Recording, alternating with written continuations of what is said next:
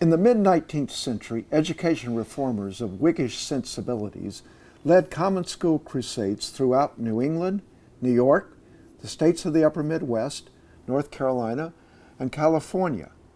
The common school leaders were affluent, white, Anglo-Saxon Protestant males, WASP. Their ideology is properly described as pan-Protestant and Republican. All agreed with Horace Mann that the common school should have a religious, though non-denominational and non-partisan focus. They assumed correctly that Methodists, Baptists, Presbyterians, and other Protestant sects would agree to the King James Bible as a foundational textbook, to be read without comment by the teacher.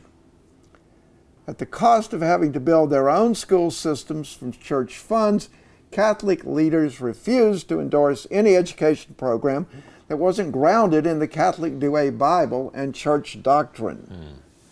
As planned by the Whiggish Waspish reformers, moral education was to be conveyed in the common school classroom through daily reading selected from the King James Bible and didactic textbooks replete with exemplars of virtuous and heroic individuals, with a Franklinian emphasis on service to God, family, community, and country. Character traits such as honesty, industry, frugality, sincerity, punctuality, benevolence, and dispositions for service, the elements of civic virtue, were to be cultivated assiduously. The common school leaders' emphasis on civic virtue and preservation of the Republic echoed arguments that were made earlier by Thomas Jefferson, Benjamin Franklin, Benjamin Rush. This is not to say that the Reform leaders didn't have a vested social class interest in advocating for common schools.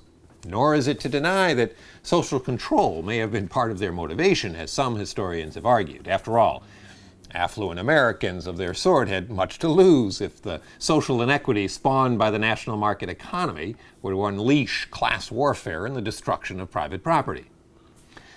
Our own reading of this history is more benign.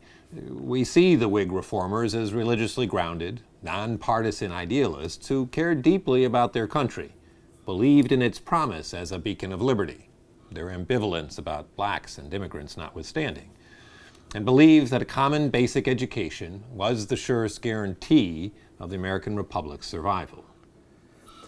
At all events, the common school idea was enormously successful in terms of its widespread adoption in most regions of the U.S. by 1850, when the census counted about 81,000 public schools in operation. The vast majority were rural one-room schoolhouses with one teacher. The educationally laggard South was the striking exception to the public school rule. Elite whites favored single-sex private schools for their children, leaving yeoman farm families and free blacks to their own devices. In the 1840s and 1850s, the hallmarks of this savvy social movement were myriad state and national periodicals, most famously the Journal of American Education, founded in 1855. Statewide common school conventions and coalitions for common school legislation. The most explicit purpose of the U.S. common school throughout the 19th century was citizenship development, making Republicans, in Horace Mann's words. The school's academic program was subordinated to this overarching aim. Spelling, reading, writing, grammar, arithmetic, geography, and history, the core subjects in most of the settled areas, were regarded as means to an end, not as ends in themselves. There were no ifs and buts about the purpose of the common school. Its purpose was to cultivate literate, responsible citizens as the nation's safeguard. From the outset, America's rural one-room schoolhouses were co-educational, replicating, as the historians David Tyack and Elizabeth Hansett have noted, the gender relationships of family and church, the Republic's bedrock institutions. Increasingly, women took positions as rural school leaders. Local school trustees paid them less than men, not that any rural school teachers were ever well paid.